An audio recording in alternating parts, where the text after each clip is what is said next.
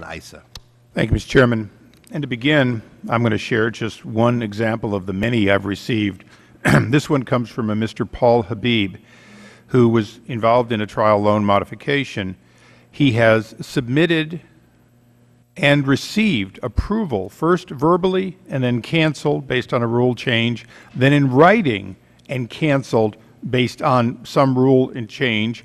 He's now being asked, after they have lost his applications twice, to fill out yet a third one. Now, he happens to be a WAMU Chase applicant, but certainly we're going to hear more today about the problems of Countrywide, since it's a defunct company that B of A is trying to act on behalf of after their acquisition. Let me try to be a businessman for a moment, 10 years removed, but still, let's get to the core of what Mr. Borowski and Mr. Dodaro, what you've seen that doesn't work. I've read your reports. They're very good. But they tell us that this system that we're presently using is not going to work any better in spite of that curve under the current situation. 1.3 million people were given hope. 170,000 were given loans. The delta between the hope and the loan is so great as to be a misery inflicted by the government in their own program. I think we can all agree that that's not acceptable. So let me just run through, and others that have familiarity with this can weigh in. As I said in my opening statement, if I went out to buy a home today, I would go for pre-approval. It would take a matter of days or weeks. I would then have an amount of money based on documentation that I would qualify for. I would look at a home that I wanted to buy. Let's just assume it's my own home and it's in foreclosure. And I would have it appraised independently, and they would come up with an appraisal within days. None of that has changed from the boom era to today. Why in the world are we not discussing a change that says, look, anyone can pre-approve you for a loan. Anyone can, qualified can do the assessment of the value.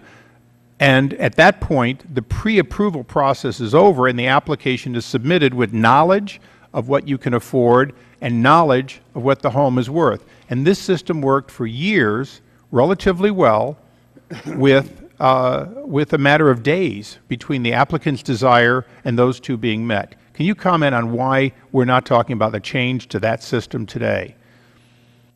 And Mr. Dodaro, I'll start with you because you talked about refilling the backlog. I would propose that the worst thing in the world is to have more people into a system that takes 6, 9 months or more to get through while they have this period of uncertainty. Well, first of all, the mortgage alternative program that Treasury has announced but not yet implemented is meant to deal with more upfront decisions about whether or not there is even a prospect that a trial modification makes sense, and if not, move to a short sell type arrangement or other vehicle to help create a smooth exit strategy. But we're only talking about this program because if we continue doing what we've been doing that has failed, then only insanity explains why we would continue doing what we know won't work.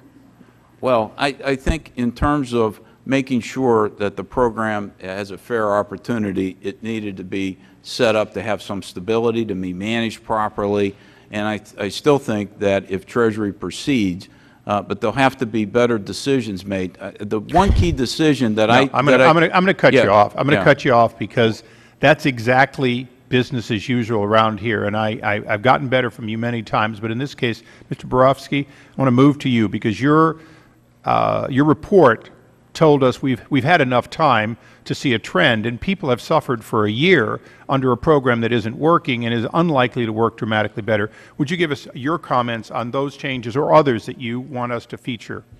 Well, we're talking here about some of the structural problems with the servicers.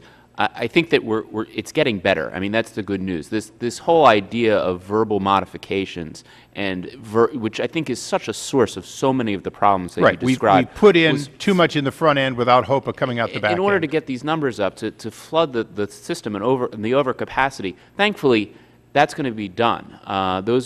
Treasury has changed on that one. And that, I think, will be very helpful to increase the conversion rate. I think other of these structural issues, I think Treasury's got to decide and sort of do a final issue of guidance to foresee the various problems. We're going to ask them that question in just a few minutes. So I think that there's good news that these structural things can be adjusted. I think the metrics, which are so important, as Mr. Dodaro recommended in July, and we've reemphasized today, so you can have accountability and make changes to those benchmarks, and those goals are important. But the third potential problem is redefault. And that Treasury has not shown a willingness to reconsider or to re-examine, because ultimately this program will not be successful. Thank you. We're going to get to that. The other two just wanted to chime in quickly, I believe, if the Chairman will indulge. Thank you, Mr. Issa. I think your question is right on point.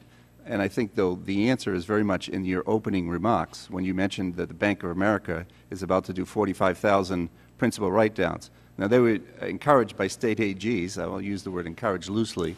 But the point is, that is what's really going to make the difference at the end of the day, the principal write-downs. And, you know, in defense of Treasury, I will say that on paper the plan looks good, but the problem is it's voluntary. And unless and until we have something like what we proposed to Secretary Geithner and Secretary Paulson, in February of '08, you must have mandatory compliance in this program. You're not going to get the principal write-downs. And Dr. Capria, you so quickly had something. That will make the huge difference. Okay. Well, thank you.